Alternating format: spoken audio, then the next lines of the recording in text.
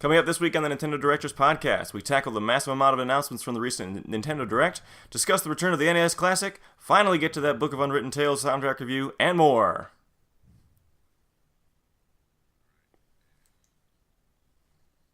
Hi, I'm Mark. And I'm Brad. We're two middle school band directors. And you're listening to Nintendo Directors. Hello and welcome to Nintendo Directors Podcast episode 3005. The date is September 19th, 2017, and we are recording this extra special episode for you people early. It's actually we usually record a day or two before we release this, but we are so excited. And when I say we, I mean my name's Mark, and I'm here with my co-host Brad. Greetings. And we are recording this extra special episode for you because we are so excited for the Nintendo Direct that just released. Interesting, the Nintendo Directors excited about a Nintendo Direct. How about that? Yeah. And for those of you that don't know, we are the directors behind the scene for each Nintendo Direct episode. That's not true. That is not true. But Nintendo doesn't pay us in anyways. They might want us to go away. But but we're really excited about the Nintendo Direct that just released. And when I say extra special episode, I mean we're not going to talk about what we've been playing, because I'll just tell you right now, I've been playing Zelda Breath of the Wild still, and a few other things. And Brad, you've probably played some Breath of the Wild and some other things. So let's hit that right in the intro. What we've been playing. I've been playing Zelda. Brad. I've been playing Zelda and Metroid. Cool. That's about there. It. Which segment we'll definitely done. we'll definitely have to get back to Metroid next week, but or next time. Yeah. But it's spoiler alert, it's pretty good. Yeah. So we're gonna get into the news right off the bat. This is gonna be a news heavy episode, and then we got a soundtrack review. So that's right. All right, time for the news. Time for the news. And then you'll do the news sound thing, and then I'll come in with this. 3, all right, 2, 1.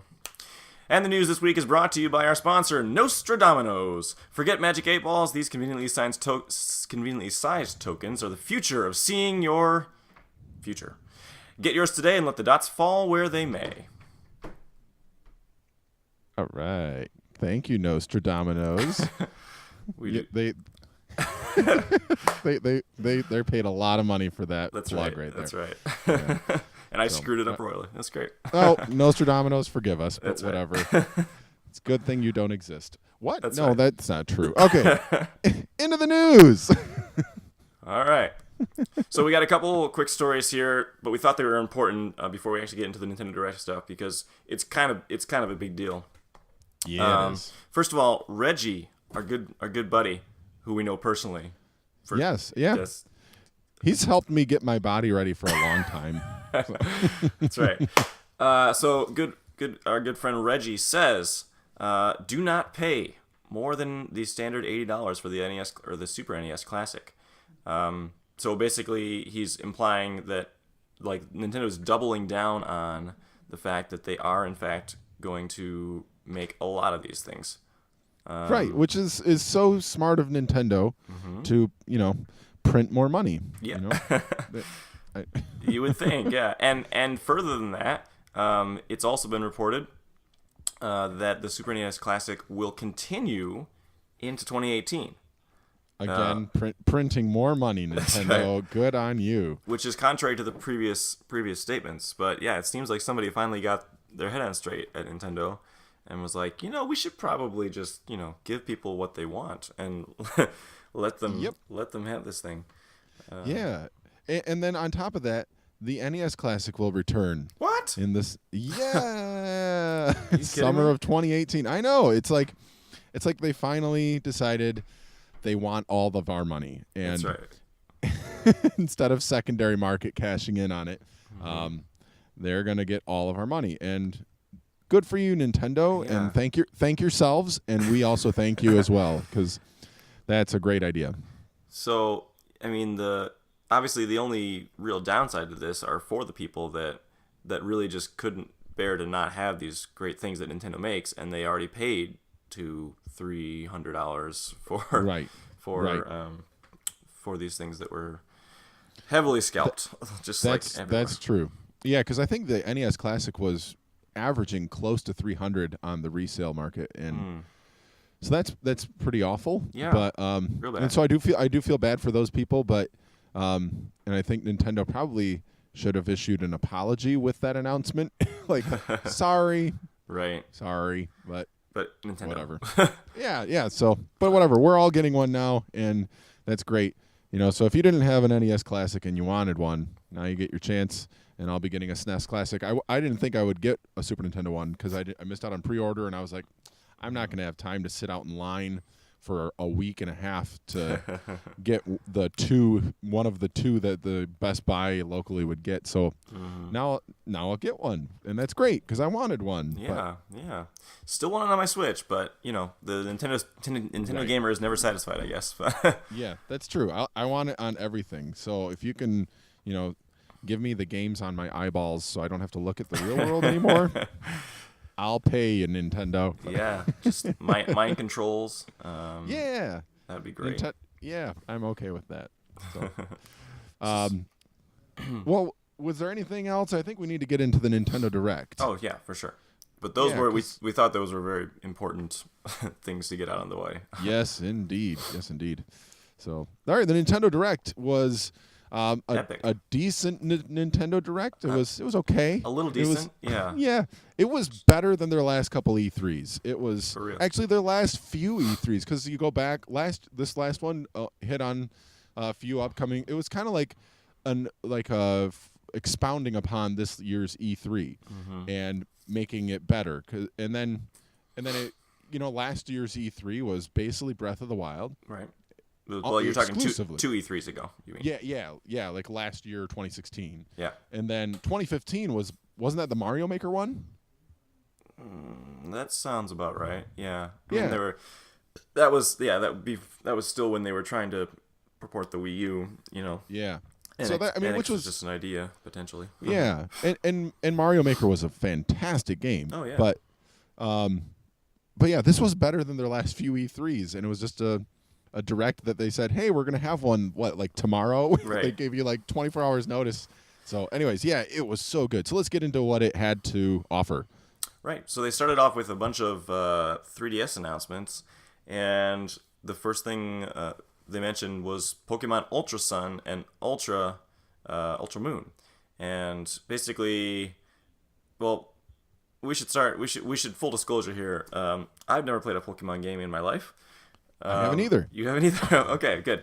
So I actually had to go and look up because I've seen, I saw when Pokemon Sun and Pokemon Moon released, and it so then I saw this Ultra Sun and Ultra Moon thing, back when it was announced a couple months ago, and I was like, what is this? So today I actually had to go on the internets.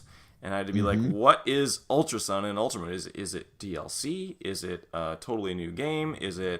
What is it? And so from what the interwebs say, it's basically a new story set in the game's world from the first game, from the original release. Cool. In the original releases. So it looks like they are, first of all, it's going to be launching November 17th. Which I guess is kind of their big push for the fall outside of Mario, which will be in October, and obviously it gives the 3DS something to work for. Which I know as far as a business strategy goes, pushing the 3DS is good because the install base, despite the huge success of the Switch so far, the install base is just like 50 million units bigger, Right. Numbers. So Yep. It makes sense in that sense, and especially since Pokemon, the original Pokemon Sun and Moon, they were just incredibly successful, Right. as all mainline Pokemon games have been. But yeah, so it's launching in November, and there's going to be characters that have some new looks. Again, this is from a non-Pokemon gamer's standpoint. This is what I was able to glean from the Direct itself, and that. I assume there's new story. There's some new looks for the characters. I'm assuming there's going to be some new evolutions for a lot of said characters, and then they're also going to be releasing Pokemon Gold and Silver on the 3DS Virtual Console. Which, as soon as I heard the word Virtual Console, my ears perked up, and I'm like, oh, for Switch? No. Yep. Not so much. But Yeah, but not yeah, yet. it's for those people who enjoy Pokemon, I kind of missed it. It happened a little bit before, Yeah, we or, were or, both or like, after I guess I was a kid. I yeah, don't we were know. both a little bit older when Pokemon made it to the States, and for me, it would hit when I was in high school, and I remember it would be on TV when I'd come home from school, and I'd be like, nah. Right. And but as an adult, I've come to appreciate what it is, and I I would like to play one of those games at some point. So if they make like a, I don't know, like a Dragon Quest, Final Fantasy type open world RPG on the Switch for Pokemon, I would absolutely get that. That would be really cool. I like the idea of what it is, although it does seem a little unfair to the Pokemon that you just go grab them in the wild and then you are mine. Right. Right. Do my bidding. You might die in the process, but do my bidding. Of course, But I'm sure we do far more horrible things to the helpless creatures in Mario and Zelda, and hey, those, hey, and all that grass in Zelda, those yeah, that grass and those I pots. know. And, I mean, how many people have lost so much money because of the pots that they were just destroyed in their houses? Hey, they had it coming. They had it left out. And who puts rupees in there? Of course, his Link is gonna go smash it. Right. So, I mean, he needs money. He needs to go buy some more bomb arrows. So That's right. I'm saving your world. Deal with yes, it. I'm gonna save you from Ganon. Let me break everything in your house. This is your let me tithe, destroy. yeah. I'm gonna destroy all of your worldly possessions. Deal with it. So, anyways, all right. So moving on. Another announcement. Superstar. Hold on one Yeah, second. you go. The Pokemon yeah. thing. There's another. Oh my goodness, Oh, another yeah. That's right. new 2DS. Yep. I just can't. There are no words. Like, there are so many of these things out there. How do Yep. they even? It's all this stuff. So it's a Pokemon themed new 2DS, obviously, and it just boggles my mind how they're not able to keep the Switch in stock for more than like 10 seconds because of manufacturing issues, but they're able to release a new 3DS or 2DS like every couple of weeks, and Yep. no problem. Yeah, it's it feels kind of like the N64 days with all the different N64s that were released, right. But maybe on like speed, it's just, it's I mean, I totally I'm all had for the it. It's cool. Atomic Purple controller during that time. That Oh was- yeah. and a bunch of others. Yeah. What was the black one called? The see-through black, like it wasn't atomic black, it was like smoke or something Yeah, like that. smoke gray or something. Yeah. Yeah. Mhm. I had one of those, yeah. But Those were pretty Yep. cool, actually. yeah, they were. I still have mine. It works great, but Nice. which is rare for those, but All right, so moving on. Superstar Saga 3DS remake. yeah. And this is it's a Mario type game, which it was the Mario RPG.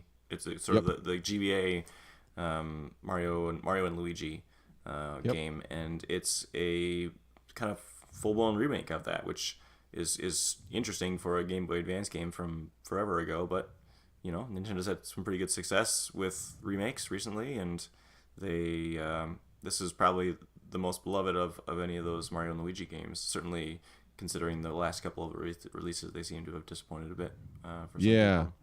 people. Yeah, I am interested in it. It looks cool. Ultimately I'd like them to just remake the Super Mario RPG, the Super Nintendo game. But I now that I say that, actually I think that game is still kind of perfect as it is. It's really good. So maybe they don't need to remake it. And you're gonna get to Virtual play it console on Super NES. Yeah. Yeah. Yep. For So, sure. And that's available October 6th. So. Yeah. Yep. And then there's Kirby Battle Royale, January 19th. Another cool looking Kirby game. I guess it'll be good. Yeah. There's got to be someone at Nintendo that's just like, I want all the Kirbys all the time. Yeah. They just keep coming. Yeah. Kirby is a great game. Like I've never played a Kirby where I was like, this is bad. This one was obviously like rushed out. Like they've all been either decent to really good. So it looks good. It looks good. And you play those with your daughter, right? Yeah, Kirby Epic Yarn. That game ended in like the greatest moment ever in gaming for me. My daughter was crying at the end seeing Kirby wave at the title screen. Like, he's not waving hello, he's waving goodbye. Oh. We had this. It was just, we played it all the way through together. It was so fun. That game, that game deserved way more recognition and awards than it got, but it was a good game. So, yeah. All right. Good. And then Yokai Watch #2. The I think it's just a re-release, or maybe this one never. I can't remember if this one ever came to the U.S. I know because I thought I know almost nothing about the Yokai Watch things other than it's sort of a Pokemon-ish type thing where you're collecting you're capturing all these little creatures, but they're like everywhere and in the modern world, so they hide in your as far as I understand, they hide like in your room and on the streets and just everywhere. It's like in a more modern setting rather than like the out in the wilderness kind of thing with Pokemon. Yep. But that I seem to remember there was one of the sequels that was like fleshy spirits or bony ghosts or some weird subtitle like that didn't really work very well for American audiences, but whatever. So I think this is the definitive version of one of those. I'm certain they call it the definitive edition, and it's going to be available September 29th. But I don't know who's going to buy that because on September 29th you're going to get the Super NES Classic and Cuphead for that matter. If you have an Xbox One, that looks super super cool. So oh man, that looks really great. Yeah. Yep. For sure. Lady Layton. So this one I'm pretty excited about, although again there's a long list of games to play at the moment, but I definitely will get to it at some point. I know I've mentioned the show before. I've been playing through all of the Layton games. I played through the 6 mainline games, and this technically I guess is the 7th. I guess they're not counting the Phoenix Wright versus Professor Layton compilation there. So this is where Layton's apprentice, I guess, kind of takes over, and I think Professor Layton himself is done, but she sort of carries on the legacy. And so this is being released in the West on October 6th as well. Yeah, it seems like Nintendo's releasing just all of the games. Yeah. In the next 6 months. It's just like, go get a second or third job, everyone, and keep giving Nintendo money because it's all going to be good. And right. Yeah. Lady Layton looks really cool. So For sure. Hey, if you have not played Minecraft on any of the things... to the one person out there, there's one of you. Because it's been on all of the things. Yes. And but yeah, now you can play it on your 2DS, and it's out like now. So like after the Direct happened, new 2DS, you can get that now. So well, they did say 2DS. I assume that means 3DS too, but I think they did specifically mention 2DS. It surprises me they didn't make a Minecraft 2DS. Well, right. Why the heck not? Right. It could be like they could put it in because the 2DS is already considered more bulky because it doesn't clamshell and close up, right. Or the old one. If they could just put it in a big block and really emphasize the the bulky nature of the 2DS. Just like, here's Minecraft edition. You can't get your hands around it. Right. But, yeah. Good old Minecraft, just keeps on giving. It does. It's infinite Legos, and there's nothing wrong with that. So, yeah, I mean, I honestly thought when Minecraft was sold to Microsoft, like, you kind of think like, okay, they paid like a gargantuan amount, like $2 billion for that license. Yep. And I was like, okay, I really hope this is a good investment because it's been out for so long now and on so many systems. Are they still going to be able to sell more on other platforms? But man. It is it's almost still consistently on the top 10 list of NPD numbers every month. Yeah, and let's hit on this for a second because you and I we're both middle school band directors, and so we've had this opportunity to see like what interests kids year over year over year, and you see certain things come and go. But Minecraft has remained. Like every year, there are always new kids coming in that like Minecraft. So for real, it has staying power beyond almost any game I can think of. So. And I'm glad you mentioned things come and go. I'm very very glad that at this point the whole fidget spinner thing is done. Yeah, I'm telling you, I told kids last year I will confiscate it the first time, and you can get it from the office at the end of the day. A second time, if I have to confiscate a fidget spinner, I will super glue it in the middle so it doesn't spin anymore. It'll just be a fidget. Yes. Yep. Because I just said, look, you're in band. The verb of band is to play. Right. You play in it. You don't need a fidget spinner to keep your attention. You just get it's a distractor. Right. Sorry. Okay. Getting off soapbox. Fidget spinners are dumb. Okay. Although I've seen one this year, and it was actually pretty crazy. Apparently, this one you can like hook it up to your phone somehow, and it will play music out of there's like a speaker on it somehow. While you fidget, you can listen to your music. Nice. Let's make sure that everything is stimulated and you. That's right. Oh, jeez. All right. No concentration whatsoever. Yeah. Next, Mario Party with 100 of the best mini games from all of the Mario Party games. It's the top 100. That'll be out November 10th. I was legitimately excited about this. Yes. The first three Mario Party. Well, no, Mario Party 2 and Mario Party 3 were just. I have so many great memories of that. Yep. With my friends, and so assuming they picked the best ones from the other old ones, even if I got a few of those ones from Mario Party 2 and 3, and made the board gameplay decent, that could be sweet. The board game part of it, there were certain Mario Party games where I really liked the board game aspect, and there were certain where I didn't, and I can't put my finger on what it was that I didn't like about certain board game versions of it, but if they do it right, it's a fun way to play it, Oh yeah. And my favorite. Go ahead. Well, my favorite Mario Party was Mario Party 6. That was the one on the GameCube that came with the microphone. Oh, I never played that. I think it was 6. It was the one that had like this really fun, stupid little snowboarding, trying to do like 1080s and stuff while you're doing these jumps on it. It was fun. A lot of really good mini games on that. So, anyways, go ahead. I was gonna say the only trouble with this is that it's not coming to Switch, or at least not currently. It's coming to 3DS, so it would seem so perfectly fit for Switch. Yep. Pass the Joy-Con and knock. Go right into that. So yeah. I mean, I'm holding out hope for a lot of 3DS games. Yeah, they do, but I think once they realize that Switch, will be taken over at some point, I think that they'll start porting more of those games over to the Switch, and that would be great. But all right, moving on to I knew very little about this. It's called the Alliance Alive, gonna come out in early 2018, and it's a new I wrote a new rug from Atlas. I think that was autocorrect working on the RPG. Sorry. A new rug from Atlas. Love it. Yes. Wow.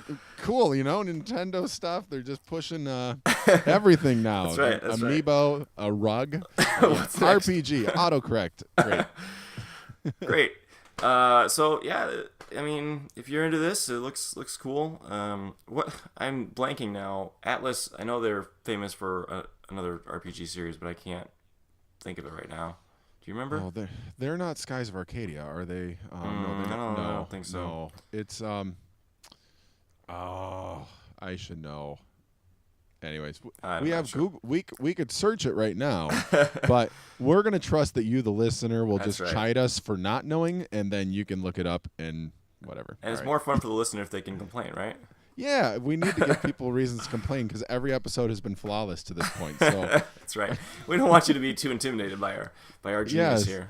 Our focus groups have said they want us to look humid, so we're going to start making mistakes from now on. There you go. See, we got it all done. Etrian Odyssey. Looks good. Yeah.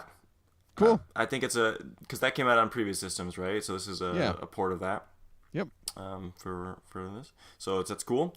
And then one final update for 2DS, 3DS owners. There is another. Oh my goodness. This is 2DS XL. Or new 2DS XL. Yes. And it's the orange and white, which I believe was featured in Europe when the 2DS was first introduced, if I'm not mistaken. Okay, I didn't know that. But because I think people were complaining about not getting that version here. Well, I think you got it now. So if you still haven't gotten a 2DS and you want one and you want that color scheme, knock yourself out. Get your construction cone 2DS. All right. There you go. Very cool. Now into the Switch side of the Direct. And Xenoblade Chronicles 2, December 1st, special edition with the soundtrack and controller. That'll be available. And I got to say, that voice acting is so bad in a good way. And, oh, man, I Classic. I kind of want to get it just for the voice acting. Right? It was just enjoyably bad. And I really do mean, like, it's bad, but it's not. It doesn't detract from it. It just seems really like, oh, that's cute. That's cute. Yeah.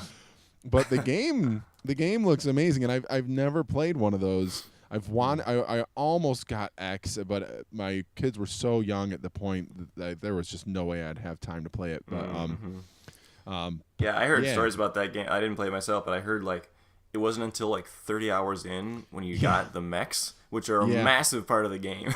Yep. Slow pacing, but I have a buddy who played a bunch of it, and he's like, yeah, it took a while, but it's worth it. It's really good. So I don't know. But yeah, this one I may get. It may work out for me to get it with kids being at an age where they go to sleep at a normal time and stay asleep. Right. But looks good. And I think we should just make special note. Like Nintendo has been doing a lot of special editions recently, just for games. And I love this trend, particularly when they come with soundtracks. Yes. I was really torn when they talked about the Metroid Samus Returns special edition because I really want to stay digital, and so I didn't buy that one. But I probably will do some searching on some Nintendo forums or something and see if anyone wants to sell me their CD for the soundtrack CD for cheap or at least cheapish. Because that I really would like to have that. But yeah, I mean, obviously they're selling the Breath of the Wild special editions. Just they were restocked recently again, and they just were gone immediately. Yeah, it's it's more money for Nintendo. Like they just they find the things. So it's just a steady drip they give us, So yep. So moving on, we've got more stuff for Splatoon 2, which if you're into that ecosystem there, it's a cool environment for sure. There looks like there's some new levels, the Kelp Dome, Snapper Canal, and I think it was Tentrella or Tentarella, something like that. Yeah. Yep. Looks great. Again, when you're trying to take notes on an iPad, trying to write some of these words and making it doesn't want to do what you want to do, so you have to constantly like push this button on the side there that's like, this is exactly what I wrote and I want that.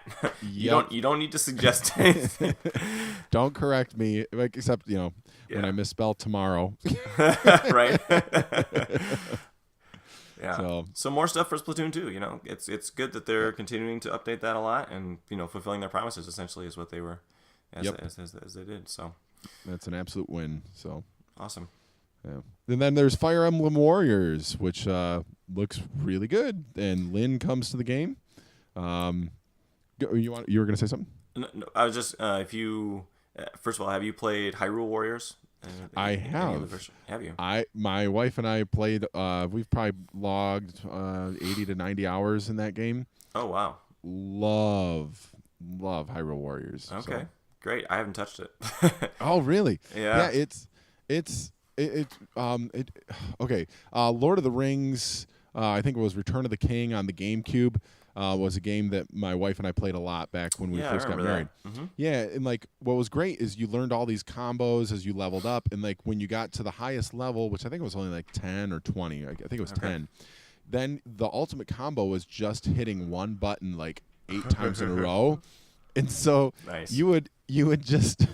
You just had to, once you got to the point where you're really good with all these complicated combos, it was like, and now just press one button a bunch and just destroy everything in front of you. And Hyrule Warriors had options on how to lay out combos, like different play styles. I can't remember how they termed it, but yeah, it was just like I could if I wanted to give myself a challenge, I could. If I wanted to go easy, same with my wife, and she was like, I just want to have fun and destroy a lot of enemies. So she would just set it to the easiest one and press one button and mow down thousands of enemies. And nice, really fun. So Fire Emblem Warriors, yes. Okay, looks great. And again, another special edition looks like is coming for that too. So if you're into that, just go for it. Fire Emblem. Yes. I've tried the demo for Fire Emblem Awakening once. It's just maybe I think I knew that I would need a lot of time to actually sink in to learn all the systems and to really feel like I had some mastery over the tactical aspect of it. So the series itself it has escaped me for a little while, but I would like to try it again at some point. But maybe something like Mario Cross Rabbids would be a good starting point, because I think that would be similar definitely. kind of feel. Yep. So the next thing I was actually pretty excited about. This is Yes. This is Snipper Clips Plus. Yes. Which Woohoo! this is basically more content for Snipper Clips, which I think is great. Go ahead. Can I just say, quick PSA? If you have a Switch and you haven't even played the demo of Snipper Clips, stop listening to us right now. Hit pause. Come back to it later. Right. But hit pause. Go get Snipper Clips. It's so fun. It's so fun. Okay, go ahead. Sorry. For sure. Yeah, and it's great. It's there's tons of new levels. It looks like, and you can and then you can replay the original Snipper Clips if you didn't play it, or even if you did, you can replay the original Snipper Clips with new shapes. So like, your character has a certain, what is it, like a U shape, filled in U kind of shape, but they'll give you a different starting shape, and you'll have to complete the same challenges, which is a very cool idea for adding to a game. Simple, but why not?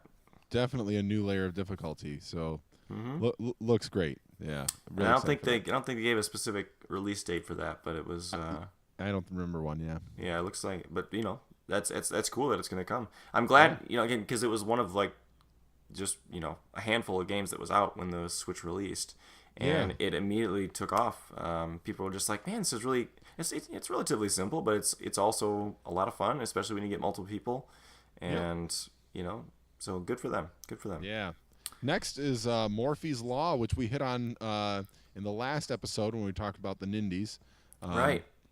This looks super cool still. Yes, I'm really geeked for it. It'll be good. I don't know if it's gonna be a day one get for me, but it's a definite at some point get. Right, and one thing that they mentioned in the direct that we didn't know before is that we talked about the changes in player size. When you shoot somebody else's head, for instance, your head gets bigger, so you're a bigger target and whatnot. But the bigger, like there is a positive side to that too, other than just getting bigger. But apparently you get certain kind of perks, but it works both ways. I forget what some of the examples they gave where I'm not going to be able. Of course, I'm not going to be able to think of it now. If you shoot their legs, you get bigger legs and you can jump higher. Stuff like that. Yeah, that's so cool. What a good idea. So I'm really geeked for it. So speaking of good ideas, Rocket League on Switch. Yeah, great idea. That's a win. That's Yeah. About as good an idea as you can come up with, because why not? Yeah. That's going to be great. And just seeing the footage again of the different Samus car and Mario Luigi car, it was super fun to look at. And just, man, watching this game by high-level players is just incredible. Yep. Some of the stuff they're able to do. And so that's coming out this holiday, which we sort of knew, but I guess it's just kind of a confirmation of that. Yeah, there no delay, which is great. So I will. That is a will get for sure. So cool. Yep. Arena of Valor, which all I know is it's apparently a MOBA, and it's a fantasy MOBA free sometime this winter. Yeah. Have you ever played a MOBA? Yes. Which one? What do you play? I played. There was one. Oh, it was on iPhone. That was decent. I played it for a little bit. I can't remember what it was called, but I played League of Legends 2 or 3 times in a more controlled setting with friends. Fun. Really, really fun. I get why they are so popular. This one looks like the aesthetic looks great. It looks like they put some time into making a game that will at least be visually pleasing. I'm hoping that the gameplay matches that, because if it's close to League of Legends in playability and whatnot, then I'll absolutely eat it up. So cool. I don't think I've ever played a MOBA, and I don't know a lot about what the mechanics are. I understand it's like usually 5v5, somehow. You can go 3v3, I think, and maybe even 2v2 in some of them. But yeah, 5v5 is the biggest one. So. Yep, and they're usually class based. You have specific roles on the map and whatever. But obviously the preeminent example is Dota, Dota 2. Yep. And so that's done extremely well for Blizzard. So, they go more power to them if that's your jam. Yeah. So it'll be good to have one on the Switch. Yeah. But. Speaking of Bethesda, though, yes, this was probably for me some of the best announcements of the day. Even though I don't necessarily like I'm just happy that this exists. Obviously, Bethesda has announced that they're going to be bringing Skyrim to the Switch, and we know now that that's going to be on November 17th. But the big surprise was that both Doom, which came out, which came out earlier last year, or earlier this year, 2016. Yeah, 2016. That's coming to the Switch, which blows my mind because that's a hugely visually intensive game, which apparently is number one able to run on the Switch. Just probably like at 30 frames as opposed to that. I'll hit on that in a minute. So. Okay, cool. And then the other big thing is Wolfenstein 2. Yes. The new Colossus. Yes. Which is not even released yet. Just blows me away that Bethesda is putting all the support behind the Switch, which is fantastic. That means so much to me because that's really, if they're willing to do that, then they have to be seeing numbers that really excite them as well. And that just, obviously I want the system I bought to, I put a financial investment in this. I want it to have legs, but that also means that it's going to be better for everyone if it has legs because online communities won't die, Right. So I can't. It was seeing both of those announced with Skyrim. I was just like, yes, I think the key thing here is just to realize that this is, a major third-party developer putting their games on. So now, granted, the Wolfenstein 2, which is coming out this fall, is going to be, it's not going to come out day and date. It's going to come out early 2018. But again, they're putting it on there. It's the full version. There's no, as far as we know anyway, there's no compromises made besides maybe like frame rate, or like they might go down to 30 frames or something, or the visuals might look a little less. But it's the full game essentially. Yep. And so really this just puts the ball in every other third-party developer's court. I mean, if Bethesda, one of the biggest third-party publishers in the world, is making this statement, then you get your EAs who are saying, "Oh, we might try it if this works out," and blah, blah. Like no more excuses. Yeah. Yep. Just put your stuff on the Switch. Like this is a happening place. Yep. Yeah. For me, one of my I guess the seminal moments in gaming was in middle school at night with the lights off the headphones on and playing Doom.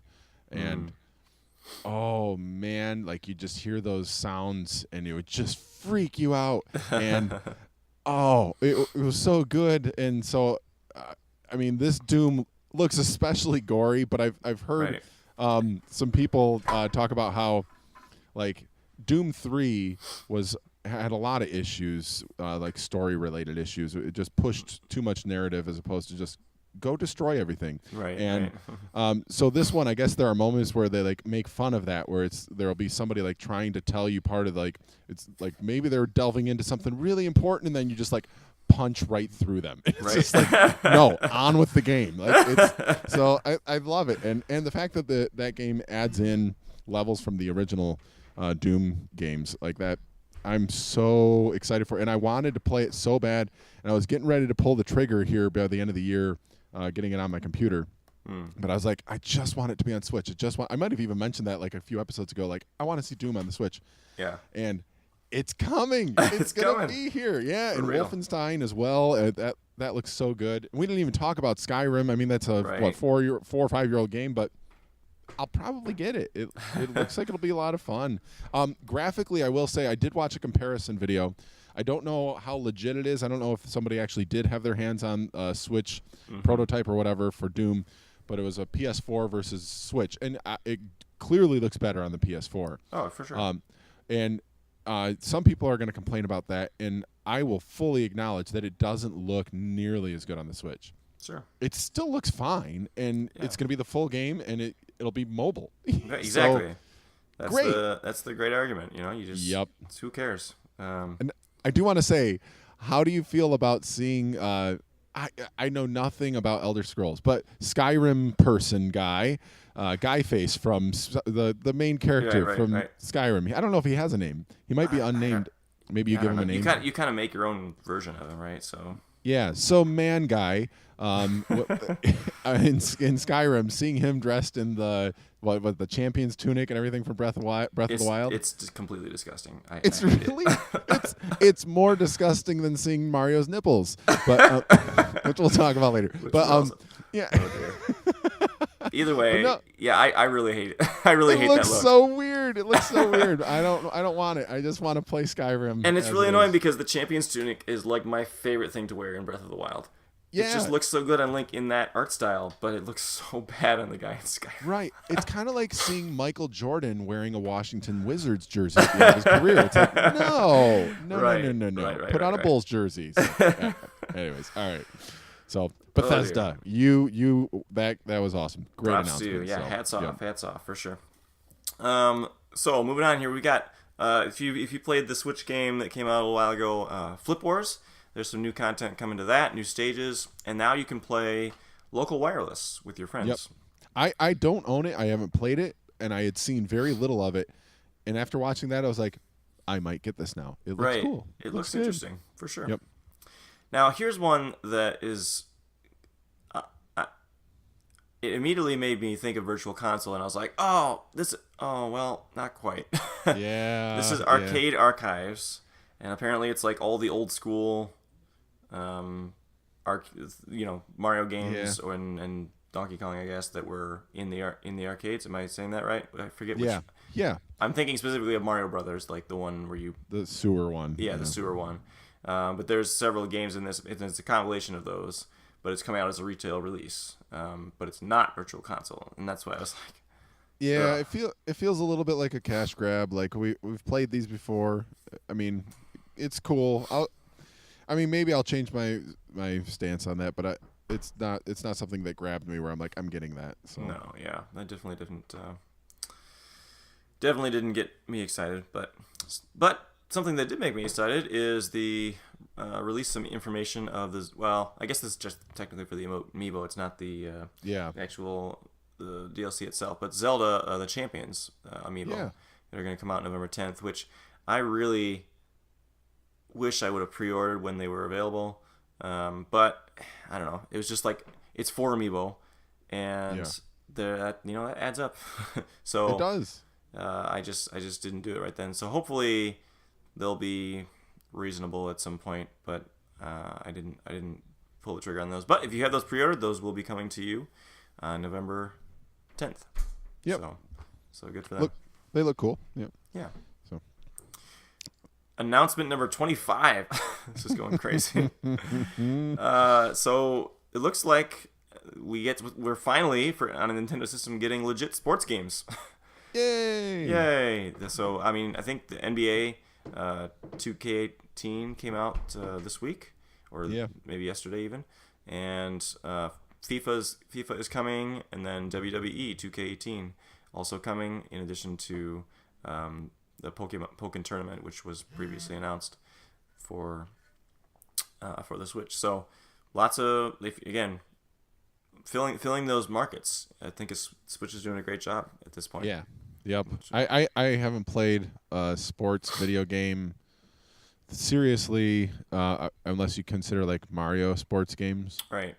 But I like back in the day, Tecmo Super Bowl, Dusty Diamonds All-Star Softball, RBI Baseball, Bases Loaded. But I mean, it's been so long. But I mean, it's filling a niche. There are people that still buy the roster updates every year. Right. Well, and I honestly hope they're wildly successful on Switch, because and then you can get more, and then people don't have to complain about not having the right sports games.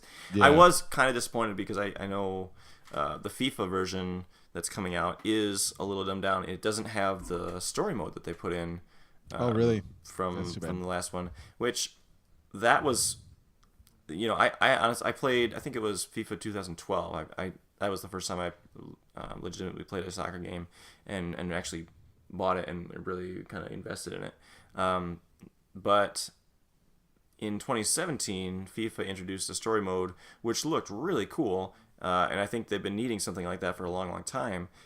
And so then to finally have one of those games show up on Switch and not include the part that I was actually interested in, besides just playing a few games here and there and doing a season, like that's disappointing. Yeah, But that kind of stinks. But okay. it is what it is. Yeah. Okay, Next, this is what you're excited about, right? Super excited. About. Yes. Oh man, Project Octopath Traveler needs a better name. Absolutely. Needs So a much much. better name. What you? There's not even a hint of what this game is in that. You There's- travel. That's about it. There's not even a hint of them trying to name it right there. And it's But been then that working name for a year now almost. But Yeah. whatever. Let's get past the beyond bad name and let's Right. get into what it is. And what it is one of the most gorgeous games I've ever seen. And I never played Bravely Default. It was so close to being a system seller for me with the 3DS when it came out. Mm-hmm. And then what was it? Bravely Second was the sequel. Right. They both looked amazing. I had friends who played them that loved them. For me, my favorite game of all time has been for decades now Final Fantasy VI, and until Breath of the Wild came out, and now it's possibly my favorite game of all time. I don't know if it's Final Fantasy VI or Breath of the Wild, but this looks like a palette, visual palette similar to Final Fantasy VI, which immediately I was like, oh, when I first saw this. And the Direct, they announced that you had a demo that you could download. So I went and downloaded it. I've logged a couple hours into it. It looks really good. It plays well. The battle mechanics feel right. I like how it plays out. But yeah, I mean, huge news. You're getting a new exclusive RPG on the Switch, which is fantastic. You get 8 different stories with 8 playable characters on it. Turn-based combat, which I enjoy. They call the art style HD 2D. Neat. Whatever. call it what it is. It's awesome. It looks so good, and there's voice acting that is good. It's not. It doesn't feel like local theater guild voice acting. Like it feels not like Xenoblade quality. It's slightly above that. So it's out of like the full on cheese to like it's workable. It didn't detract from the game. And I gotta say the music, I can't put my finger on it. I tried figuring out what it is, but I know that the music harkens back to like I think it's Final Fantasy IV. There are a couple like little melodic ideas where I'm like that it has to be Final. I think it's Final Fantasy IV. Someone will correct me in the comments if I'm wrong. But and the battle victory music has this like little Celtic feel to it. It's so good. I can't tell you how excited I am for this because there aren't words for it. But this game has me more geeked than anything in a long time. So very cool. That's awesome. I'm just.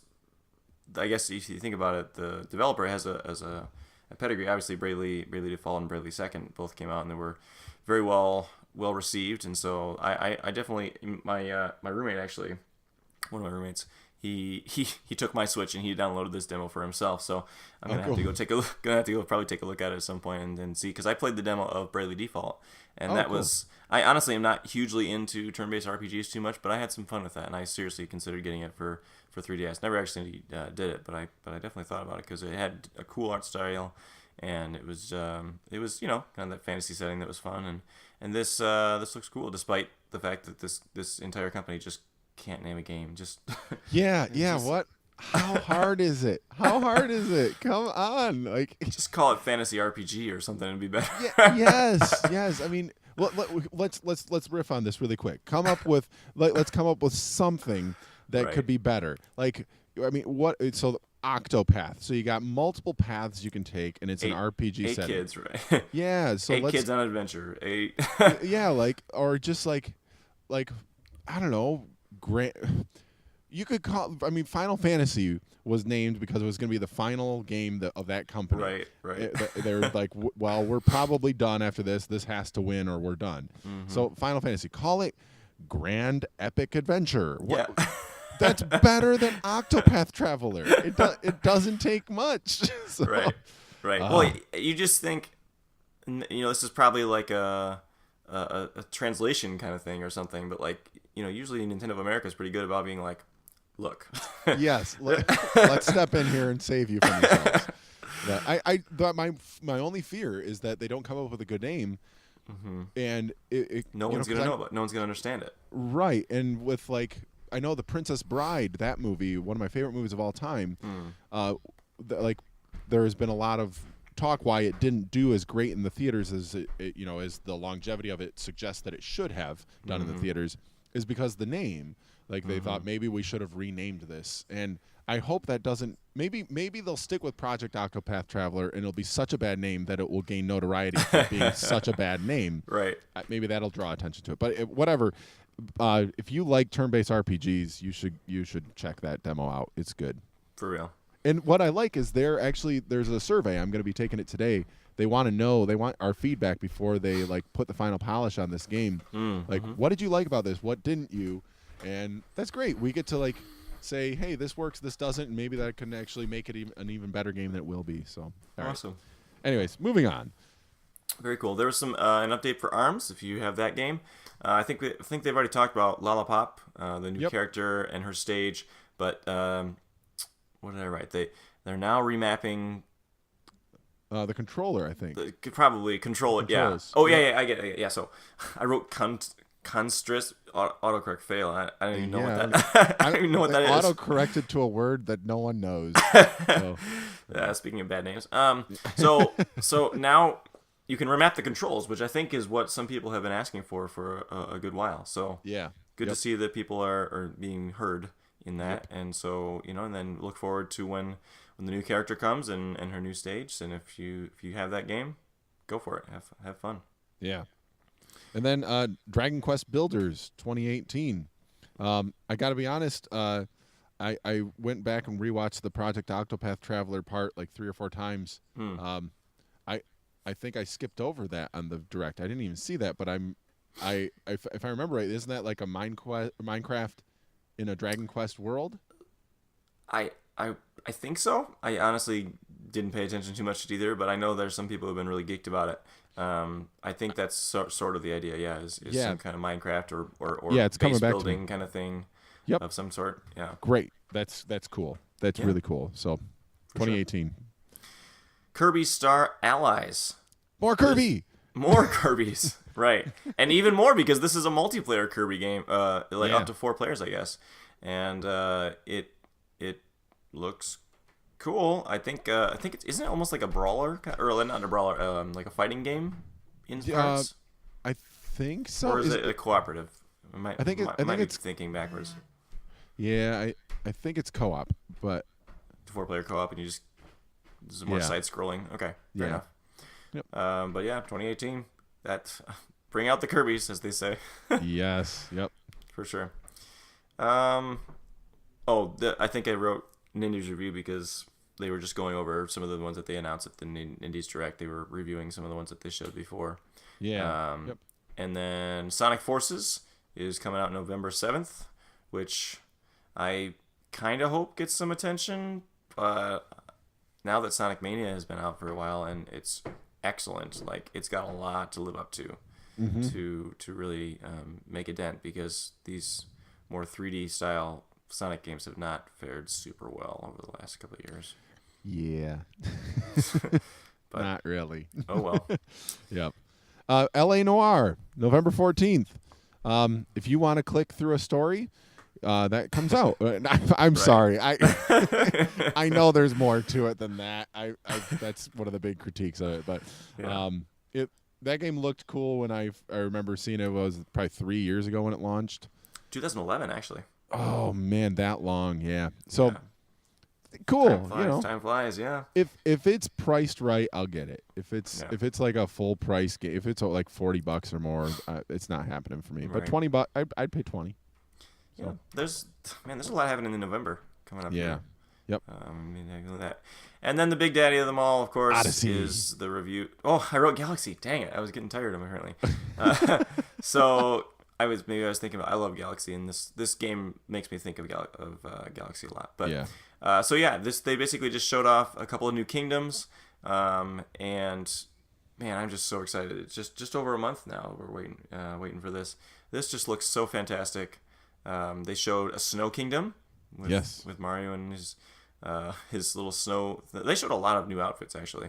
Yeah. There was In fact, they showed a non-outfit. This is true. Some shorts and Yeah. some shorts. Mario nips. So. Which the internet has kind of lost their mind about a little bit, I think. Yeah, it's kind of like the Luigi death stare. It took on more life than it warranted, but that's okay. It's kind of funny. So. It is what it is. There's a Seaside Kingdom, which very reminiscent, of course, of Super Mario Sunshine, which I really hope they bring to the Switch at some point too, because that's a great game. Mm-hmm. And then they also revealed that there's a photo mode in this game. Oh, that's right. Yeah.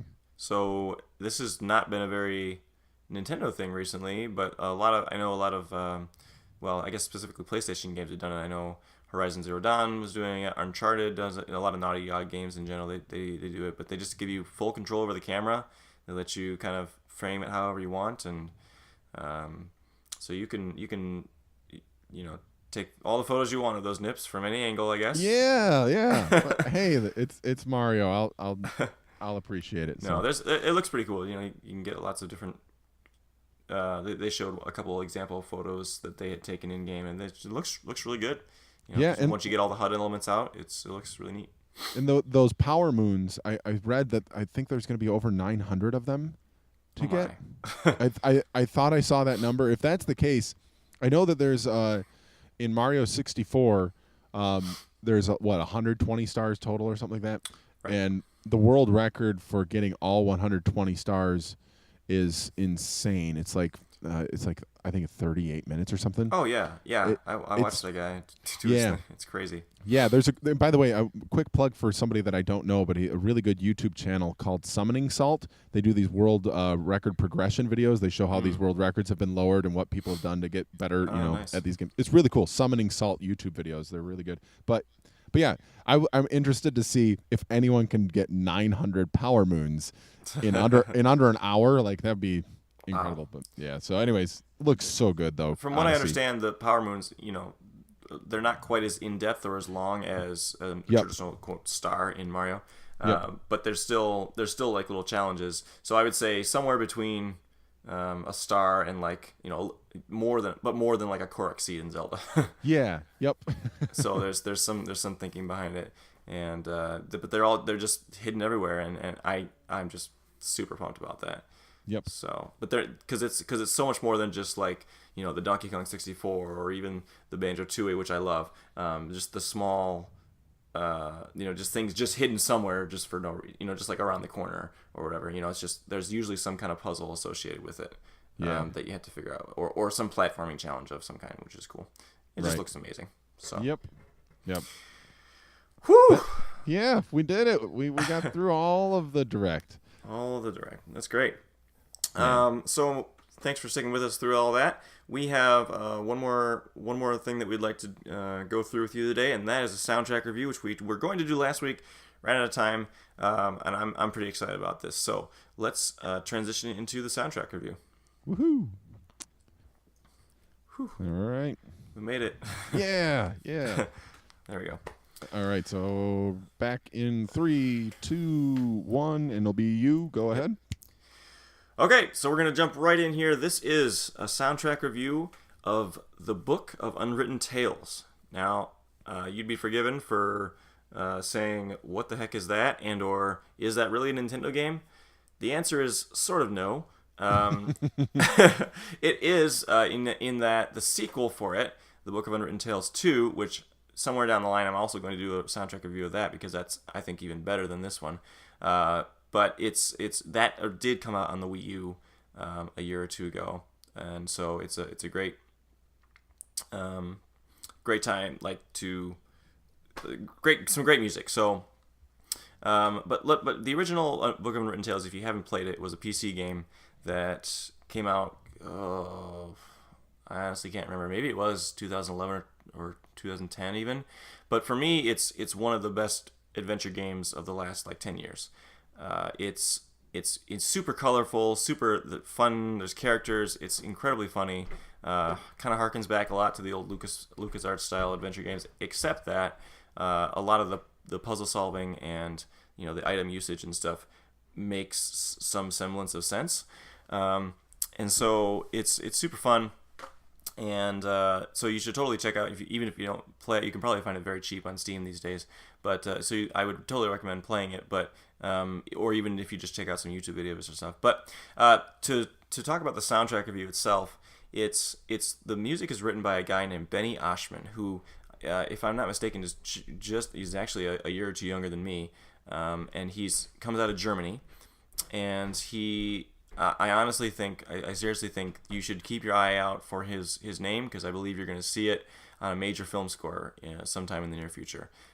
He just writes extremely well for this type of media, and well, okay. So what you need to know, part of the idea of the Book of Unwritten Tales, one of the reasons it's so funny, is that it's a parody on all like modern fantasy and adventure movies and games and stuff. So there's references to the Chronicles of Narnia, to Harry Potter, to Indiana Jones, to Lord of the Rings. Lots of Lord of the Rings inspiration. Just like all of these things, and it totally riffs on a lot of that stuff. And so for the music, Benny Oschmann chose to write a lot of music in the style of for instance, a John Williams. And so I'm always as I listen to this stuff, I'm amazed because he writes it like, I've even played some of this music for my students in class as they walk into the room, and they're like, "Hey, is that from Star Wars?" or "Hey, is that from whatever?" Oh, cool. Yeah. And yet, because it sounds like it should be, but it's not, and yet he writes completely original melodies that are very, very catchy and very very well written and very well developed. He even uses fantastic harmonic progressions and stuff. He's even done some counterpoint and just really great classical sensibilities in there. So so I guess because we're gonna kind of go through these, I think I pulled up 4 or 5 songs here, which we'll be able to incorporate in. It starts off with an overture, of course, and it's which includes some of all of the music, I guess, like any overture would. But the main theme is actually it's very Indiana Jones-y, and it has it's a big trumpet kind of feature, and it's just this very kind of heroic theme that goes through, and it really sets the tone for this grand adventure that you're going on, even though it's a complete parody. There's actually it's just a side. There's a character you meet very early on in the game that his name is literally MacGuffin, and nice. And so he sends you on this quest, of course, and so you have to save MacGuffin early on in the game. It's pretty funny. And so there's lots of cool things. So the overture again has these very heroic tones, and then it kind of goes into again a couple of the different themes which you'll hear as you go through that recording. One of the primary characters in the game is Wilbur, and he is a dwarf, and they actually another theme that they use in the game we're not going to cover here, but it's the Hall of the Mountain Dwarves, and they basically use in the Hall of the Mountain King. Bum, bum, bum, bum. Do they literally just steals it right. He really just completely steals the melody because it's public domain, I guess. But he does some fun riffs on that. But anyway, Wilbur has his own theme in the game. He has his own music, and it's a really charming little theme because it uses lots of funny instruments, because Wilbur himself is a very kind of clumsy, unassuming guy that of course is thrown into this grand adventure, and he's sort of one of the primary characters that you play as, and so the music is very reminiscent of that, in that it includes like wood blocks. Don't just kind of this quirky kind of sense. And then there's like a ratchet in the background, and just it's got a really just a simple melody and played by the clarinet, and you just really get it's a perfect character portrait, I would just say, of Wilbur. And so once you play the game, you can kind of understand his character. And then there's another song. It's called "The Song of Death," which sounds really bad, but it's great because it's basically in the game you end up in this very creepy village and you meet Death, who is but in the game he's like this what do you call it? Like he's a frustrated Grim Reaper because he can't like I can't remember exactly how it goes. It's like he's frustrated because nobody's dying or he failed the last time he was supposed to do something, and so he was banished to this place because and so he's looking for all these places. So the melody that is for him, Song of Death, is very not it has a spooky kind of sound to it, but it's really also just this very it's almost pleasant. Nice. It's got some weird harmonies to it, but it's very what am I trying to think, like folksy. And sure. So it's got a really nice feel, and I really kind of enjoy listening to it. And then finally, there's actually two versions of this. There's a city in the game called Seastone, and it's just got a really nice melody that's very well developed. And but it's he does two different versions of it. One during the day, and then one at night later in the game when you revisit the city. And I love that kind of thing. Exactly, yeah. And so he does a really great job of differentiating it and yet making it perfectly set for the mood. So if you're listening to this, I'm assuming Mark's going to put in a little bit of the first one first and then a little bit of the second one. Yeah, yep. But you'll be able to hear the difference between them. And so, yeah, hopefully you enjoy. So again, this is the Book of Unwritten Tales. It's an adventure game, definitely on Steam. Again, keep your eye out for Benny Oschmann. He's a very up-and-coming composer for video game music. Most recent things he's done were obviously there was the sequel to this game, Book of Unwritten Tales 2. He also, the same company, King Art Games, check them out. They made a game called The Raven, which is another adventure game. Fantastic. He wrote the soundtrack for that. We can cover that at another point. And then there's a game called The Dwarves that just came out within the last 6 months or a year. And he wrote a fantastic soundtrack for that too. So I think that you should definitely hit him up on Facebook or on Twitter. And I definitely didn't take down his Twitter handle, so I missed that. Apologize. But yeah, find him on Facebook and check out what he's doing. You definitely can't go wrong. And play the Book of Unwritten Tales because it's a fantastic game. And if you want to play the second game, you can get that on Wii U or Steam as well. So yeah, cool. Awesome. Well, that brings us to the end of episode 3005. We are, yeah, that was a lot to cover. So, and yeah, for sure. Direct to you. So if you want to, we thank you so much for listening. Of course, we want you to, if you would, if you enjoyed the show, or even if you didn't enjoy the show, go on iTunes, please, and give us a review. Give us some feedback, whether positive or constructive. We would definitely appreciate that. It helps us get visibility for the show. We're still trying. We have to get enough reviews in order for them to show like a star rating, I guess. And so we're still working on that. But if you could get us up to that point, that would be super helpful. You can check us out on Twitter. We are at @N_directors. I am. I kind of monitor that, and we post our new episodes on there a lot. We also post our episodes with just a static image of our podcast art on YouTube. That's under Nintendo Directors. You can just search for that. You should be able to find it pretty easily. And then if you want to send a comment, a question, or anything to us to talk about on the show, you can send it to nintendodirectorspodcast@gmail.com.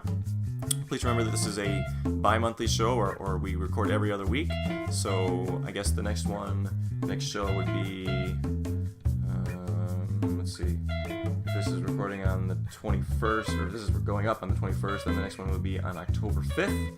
So that's coming up here. But yeah, we very much enjoy doing this. It's a great outlet for us because most of the people in our life don't converse about Nintendo things. So this is great. Yeah. Well, hey, thanks for listening, everyone. It's always fun to do a Nintendo Director's show after a Nintendo Direct, and I want you to please do what Brad said and review our show. Review it with a good rating. That'd be great. If you don't like it, still give us a good rating. So that wasn't what I said, but that's okay. That's what I'm saying. Maybe do what he says. Yes.